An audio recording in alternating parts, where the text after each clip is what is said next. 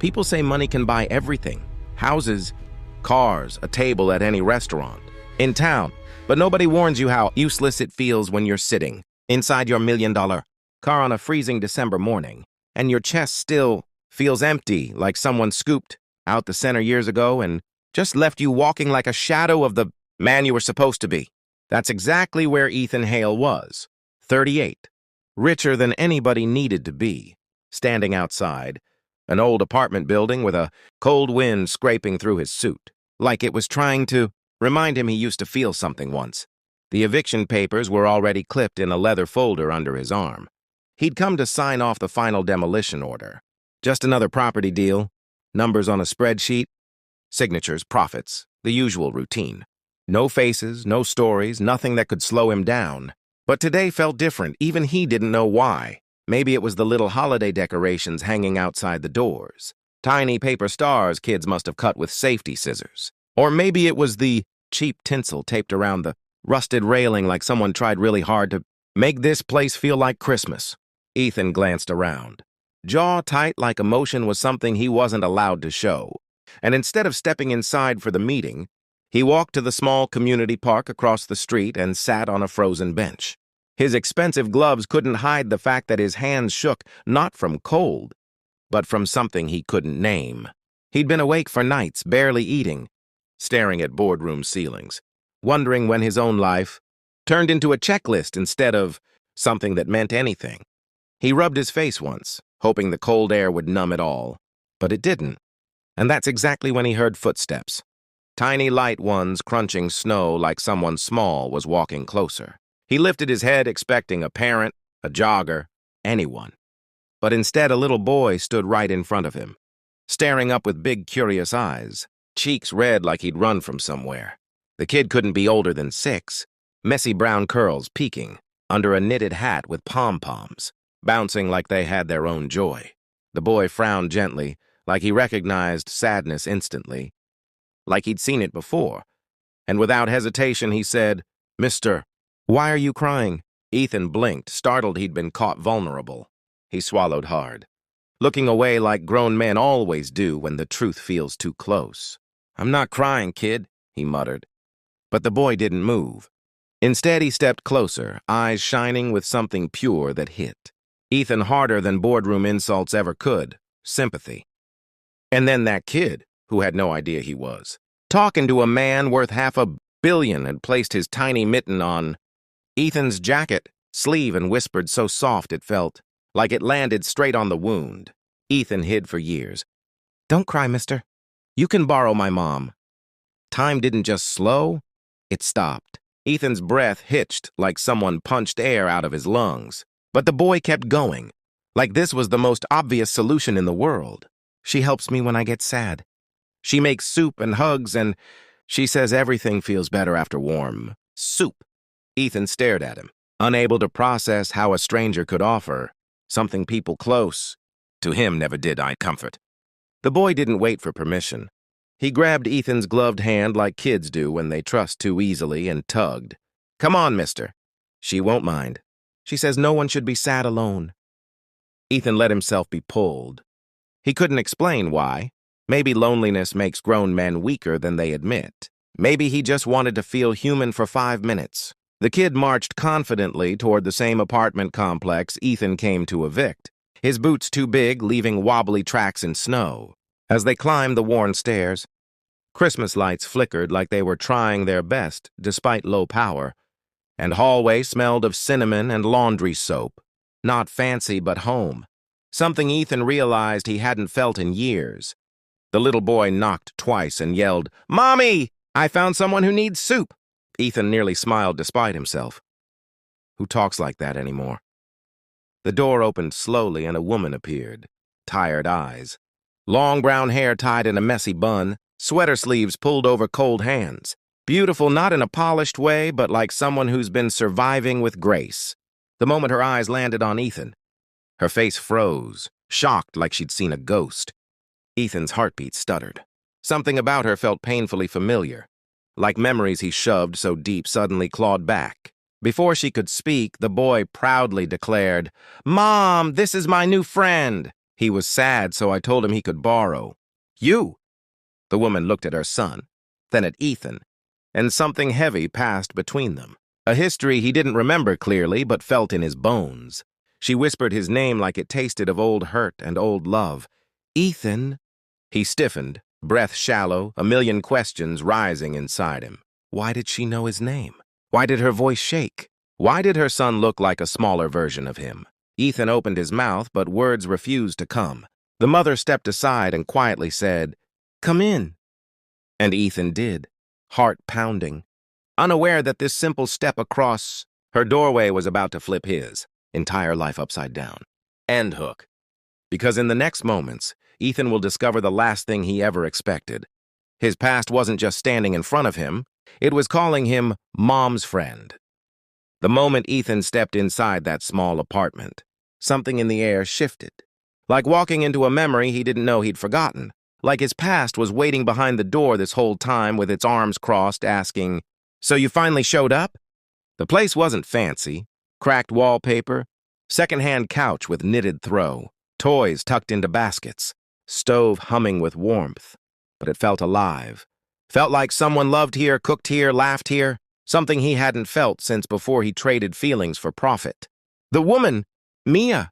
That name rolled back into his head, slowly like an old song. You remember halfway through, a girl he once loved before money became his god. College hallways, cheap coffee dates. That night under rain where they swore not to become their parents. It all rushed back so fast he had to steady himself. She offered him a seat gently, polite, but guarded, like she was holding years of unsaid things behind her ribs. Meanwhile, the little boy, still holding Ethan's hand like he'd adopted him already, dragged over a chair. "Sit here, mister. Mommy makes magic soup. It fixes sad hearts." Ethan sat stiff, feeling like a giant in a dollhouse, uncomfortable not because it was poor, but because it was warm. The kid rushed to the kitchen, grabbing spoons way too big for his hands, dropping one with a loud cling and giggling. "It's okay," Mommy says, dropping. Stuff means dinner tastes. Better. Mia gave him that look. The soft mom look, and then her eyes returned to Ethan, colder, deeper. "You're here for the eviction notice, aren't you?" she asked quietly. Ethan's chest dropped because she didn't say it angry. She said it like she expected it, like disappointment was familiar. He opened his leather file slowly, fingers shaking more than he wanted her to see.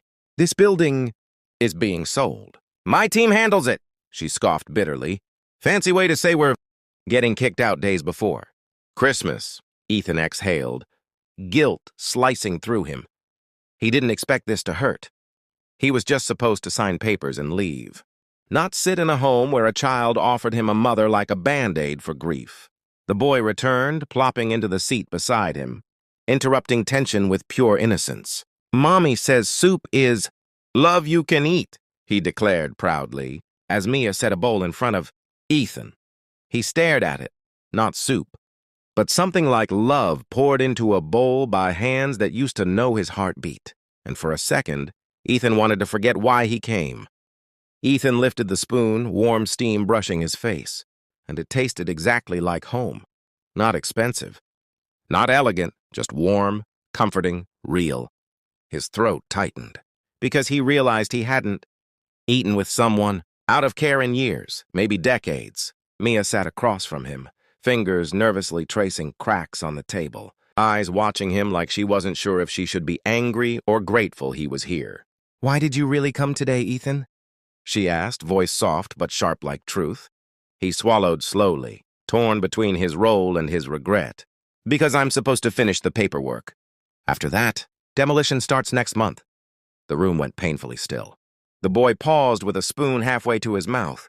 He didn't understand eviction, but he understood fear creeping into his mom's face. Mia inhaled shakily, blinking fast like she refused to cry in front of him.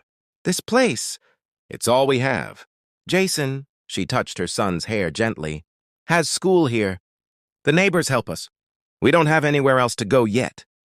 Ethan felt something twist in him, ugly, heavy, because he came to take away the only stability this little family had.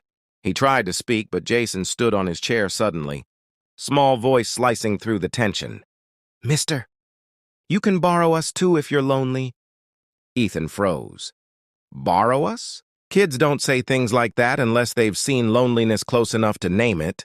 The boy reached for Ethan's arm like it was natural. No hesitation, no fear. Mommy always says everyone deserves somebody. Mia's eyes shined with pain.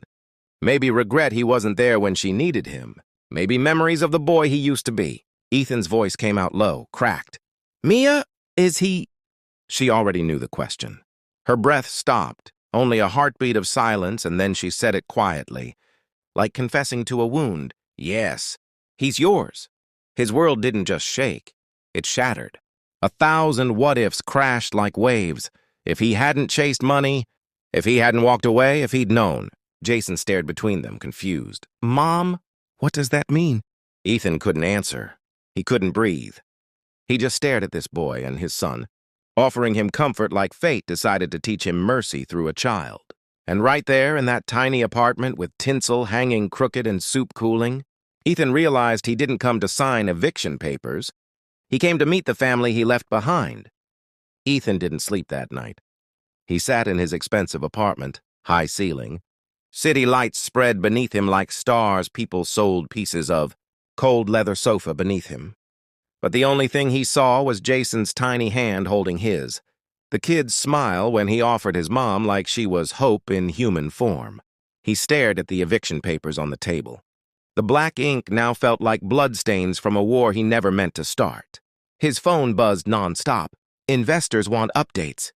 Demolition permits ready. Chairman wants signatures. Everything he ever wanted was right there waiting for him. Shiny and loud, but it felt meaningless now, like a crown built from regret. He picked up Jason's crayon drawing. He slipped into his coat earlier. The one Jason proudly gave him. Stick figures smiling, holding hands, with crooked sun and messy hearts. Under it, in shaky kid handwriting, me plus mom plus Mr. Not CEO, not landlord, not evictor. Mr. Someone who stayed. Ethan leaned back, chest tight. He suddenly remembered being 8, crying in hallways. Father leaving without turning back. His mother holding eviction. Notice while pretending it was just a paper. He promised he'd never end up powerless like them. But somewhere along the way, he became the man who pushed families out for profit. He flinched. His assistant's voice echoed in his head from earlier. If you refuse this project, board will replace you.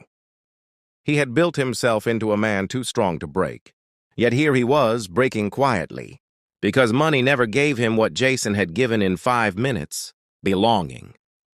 He grabbed his keys, heart racing, drove through the night until he reached Mia's building again. Lights off, only one window glowing faintly.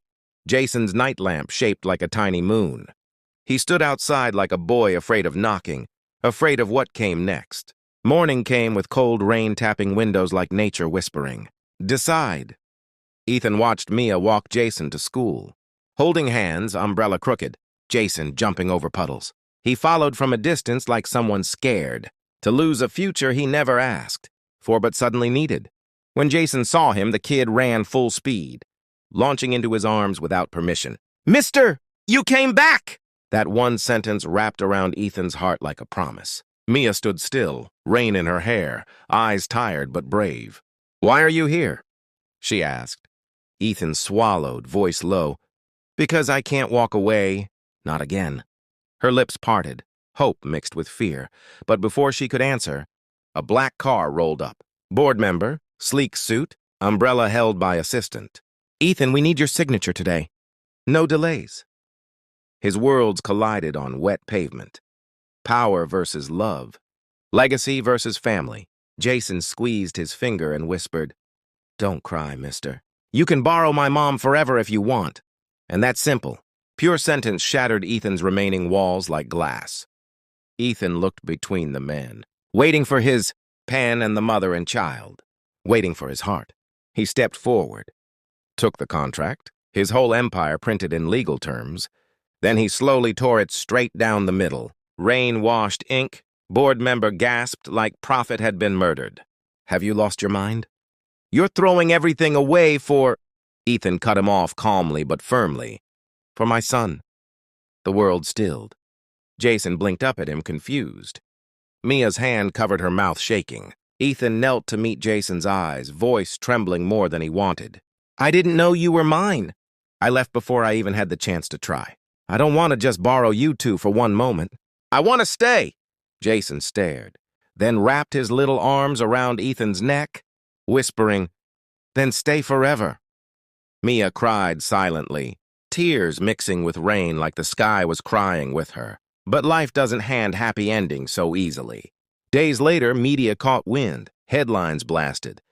Millionaire cancels demolition for single mother, secret child revealed. Investors called him unstable. Board launched removal vote. Ethan lost his CEO title in less than a week. Stripped office, taken car, frozen assets. Everything he built crumbled like sand underwater. Reporters camped outside Mia's building. Neighbors stared. Gossip spread like wildfire. Mia panicked. You didn't have to do this for us. Ethan held her hands gently, voice soft. I didn't do it for you. I did it because it was right. Because I want to be part of Jason's life. Part of yours. Not as regret, but as family. She looked at him for a long moment, like checking if he was still the boy she once loved beneath the man he became. Slowly she nodded, and something in her eyes softened like winter melting. That night, Ethan sat on the couch in their tiny home, with spaghetti on mismatched plates, Jason coloring beside him, Mia humming while washing dishes, and even without wealth, he felt richer than any boardroom had ever made him. Real love didn't sound like applause, it sounded like a child saying, "Good night, Dad," for the first time. He closed his eyes, letting that moment tattoo itself to his soul. But life had one more storm coming. The biological truth might shatter everything. Because a letter slid under the door. Later that week, with DNA test results he never ordered. The ending was about to twist, hard. The envelope sat on the kitchen table like a loaded gun, silent but dangerous. Ethan held it for an hour before opening it, tracing his thumb across the edge like it was a decision instead of paper. Mia paced the floor, worried eyes flicking from him to Jason's room where tiny giggles spilled as he played, superheroes alone, blissfully unaware that the world could break him with one sentence. Ethan inhaled, tore the seal slowly, and unfolded the paper. His heart dropped through the floor. Jason wasn't biologically his. The room spun like someone had ripped gravity out of it. Ethan leaned on the table, palms flat, breathing like he had been punched. Mia froze, mouth parted, whispering no, like she was afraid the word itself might shatter her son. She grabbed the paper, hands trembling. This must be wrong. I never...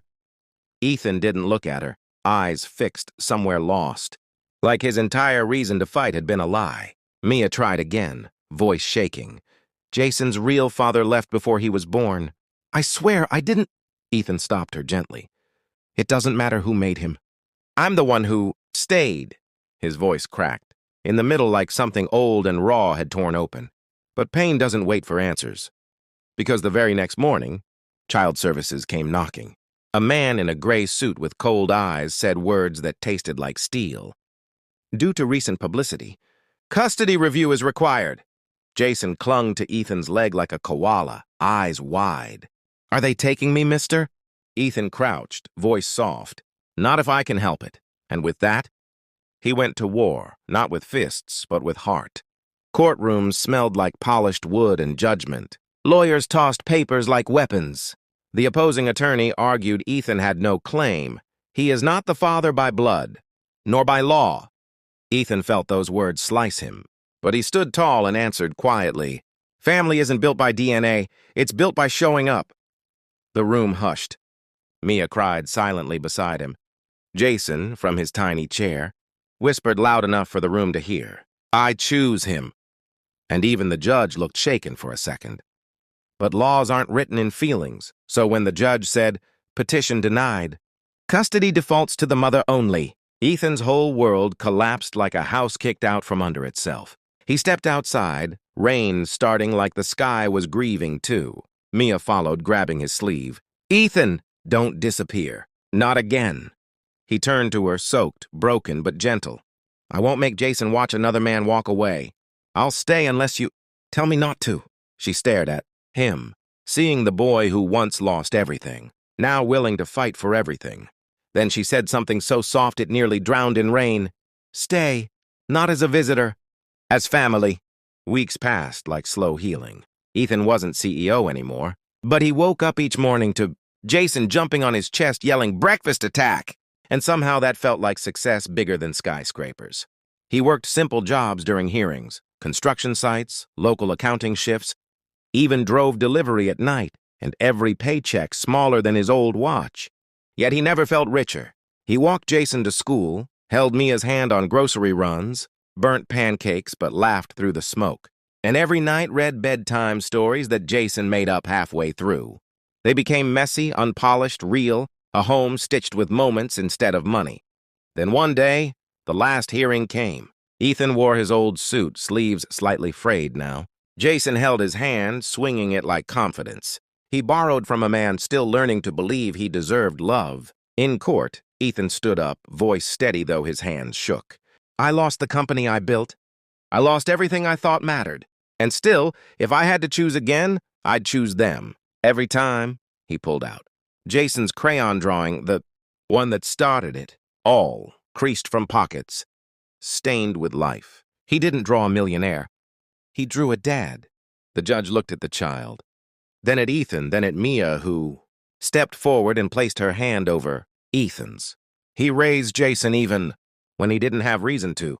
I want him recognized as father, not by blood but by heart.